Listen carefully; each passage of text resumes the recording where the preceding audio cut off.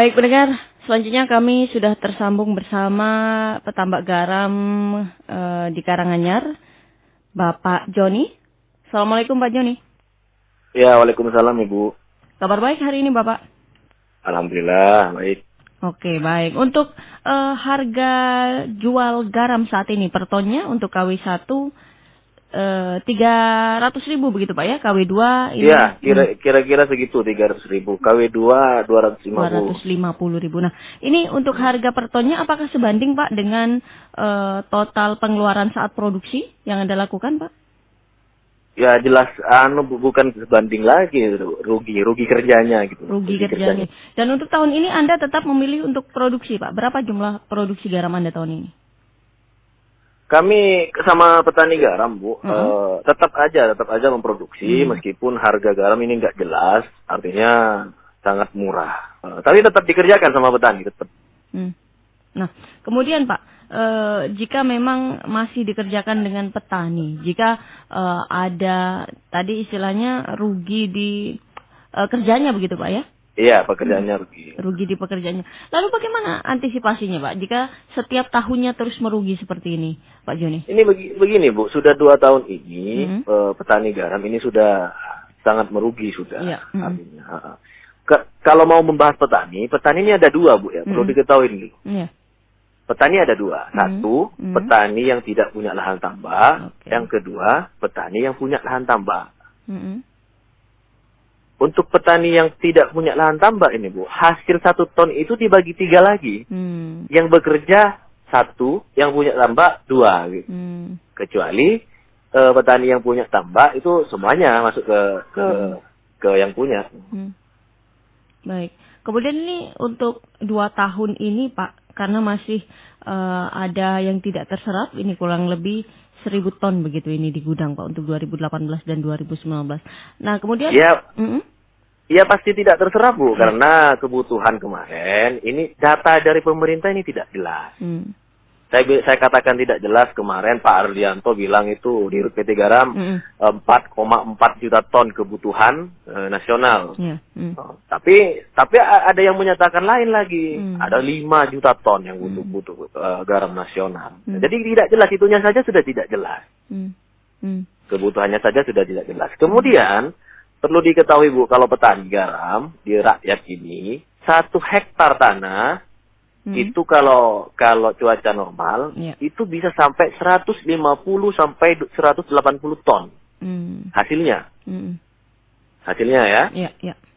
Tapi kalau PT Garam kemarin, PT Garam waktu Pak Budi Sasongko itu sudah produksi terbaik katanya. Sepanjang sejarah produksi terbaik mendapatkan 450.000 ton dalam 5.000 hektar. Artinya dalam 1 hektar di PT Garam itu sekitar nggak nyampe 1 ton hasilnya. Sedangkan petani lebih dari itu Bu, 1 hektarnya. Nah ini pemerintah harus tahu ini, harus paham ini dulu. Nah nanti pakai data yang PT Garam, akumulasi yang PT Garam 1 hektar 80 ton misalkan. Nah, yang petani lebih dari itu hasilnya kok. Nah ini yang bisa menjadikan nanti datanya tidak seimbang Mas, begitu.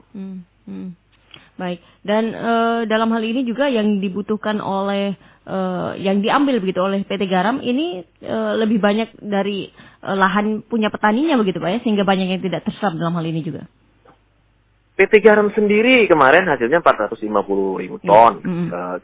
Kemudian garam rakyat ini sekitar pokoknya 2,5 juta ton itu hasil produksi nasional kita. Kebutuhan sisanya 3,7 itu kekurangannya industri. Industri kita butuh 3,7 juta ton. Industri. Industri ya. Kalau petani garamnya katanya tidak lolos industri. Padahal kualitas garam petani kita ini sudah bagus-bagus. Nggak ada KW2 sudah Bu. Sudah KW1 semua, sudah pakai polybag semua sudah. Kalaupun ada paling 5% lah. Kalau yang nggak pakai polybag yang kotor-kotor, itu pun harganya sudah sangat anjlok pastinya sudah Bu.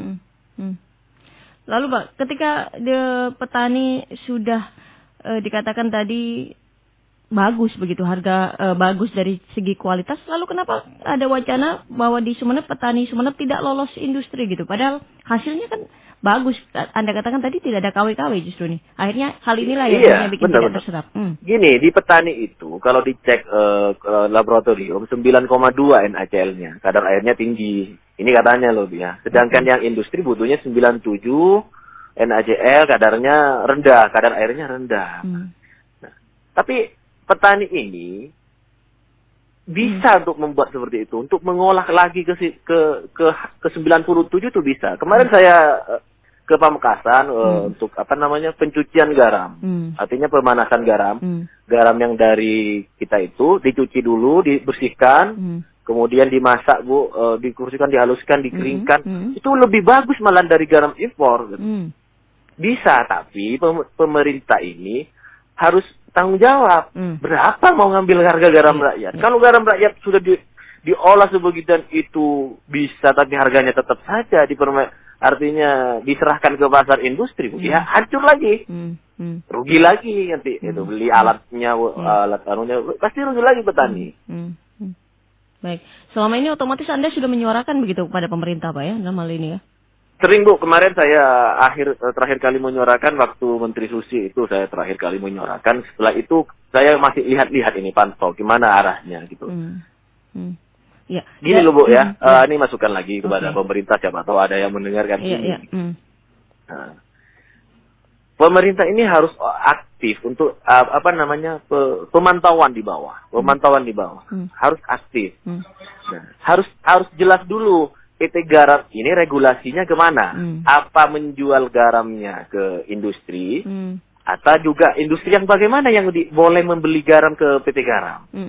Yang saya takutkan, PT Garam ini nanti menjual ke industri kelas menengah ke bawah seperti pedagang misalkan, atau apakah? Atau perusahaan-perusahaan kecil. Kan bahaya nanti itu kalau seperti itu. Ini yang saya takutkan yang terjadi di bawah. Nah. Oke, baik. Kemudian Pak, tadi Anda mengatakan sudah menyuarakan ini dari sejak Menteri Susi, dan sampai saat ini belum ada tindakan yang konkret begitu dari Pemkab Pak ya? Belum. Kalau di Pemkab ya nggak ada, kalau di Pemkab tambah Bu. Ini regulasi kan pusat masalahnya, regulasi impor ini, harga garam ini. Kalau di daerah ada, apalagi pusat begitu ya? Pusat tidak ada ini masih, artinya tidak ada tindak lanjut masalahnya. Pergerakan gitu Pak ya mengenai hal ini. Iya, impor ini. Oke, baik Pak. Pernahkah mungkin dari petani atau petambak garam yang lain beralih begitu Pak dengan lapangan kerja yang lain, karena kita tahu bahwa memang pemerintah juga belum ada tindakan dan juga harganya dari tahun ke tahun ini semakin memprihatinkan. Adakah mungkin peralihan gitu Pak, peralihan dari segi profesi petani garam menjadi yang lambat laun nanti akan beralih sendiri Bu, mestinya beralih ke toko di Jakarta, kerja lain gitu. Atau TKI mungkin nih Pak ya, yang biasanya menjadi alternatif. TKI pekerja luar negeri itu akhirnya nanti Bu. Kalau memang sudah seperti ini 2 tahun, kasihan sekali. Betul.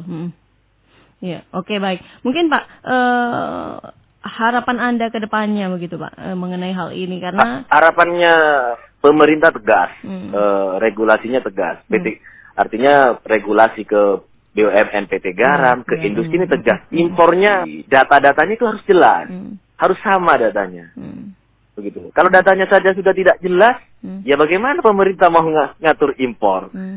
Misalkan kayak tadi PT Garam 80 ton, rakyat bisa 150 ton. Itu kenapa kok beda? Lah ini harus diketahui dulu sama pemerintah. Kemudian industrinya butuhnya apa saja nih harus terperinci, harus jelas. Harus ada satu data, artinya seperti itu. Dari industri ke BUMN, ke petani harus satu data. Dan pengendalian impor saya harapkan dikembalikan ke KKP. Karena kalau tidak dikendalikan ke KKP, diberikan kepada industri langsung ya, industri enak loh ya, nggak mau beli garam kita nanti itu. Karena garam kita sudah ya kualitasnya memang kurang mungkin, kemudian garam impor lebih murah. Mana mau beli garam kita loh. Nanti alibinya kualitas jelek seperti itu. Oke, kemudian pernahkah Anda menyuarakan mungkin butuh pelatihan atau alat khusus mengenai NaCl, butuh NaCl yang rendah tadi Pak, kadar air yang rendah untuk garamnya sendiri? Ya, kalau dari Pemkab mestinya ini, kita butuh ini. Yeah. Kemarin sudah saya bilang sama teman-teman itu yang pencucian garam itu, pencucian masak garam itu sudah bagus. Yeah. Tapi kembali lagi nanti Bu, yang mau nyerap ini siapa? Kalau impornya tetap masih dilancarkan. Kemarin Pak Ardianto menurunkan tingkat produksi.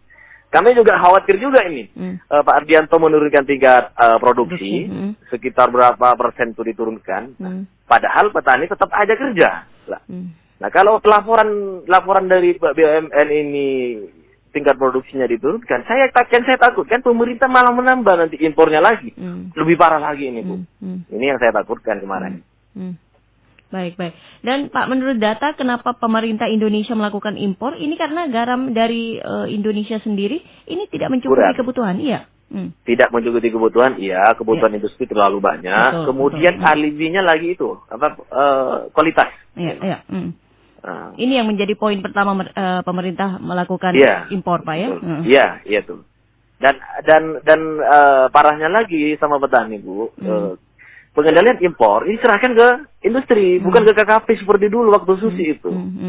Diserahkan ke industri. Artinya petani nggak punya kekuatan lah. Apa kekuatannya petani? Seperti itu. Lain lagi masalah di bawah Bu.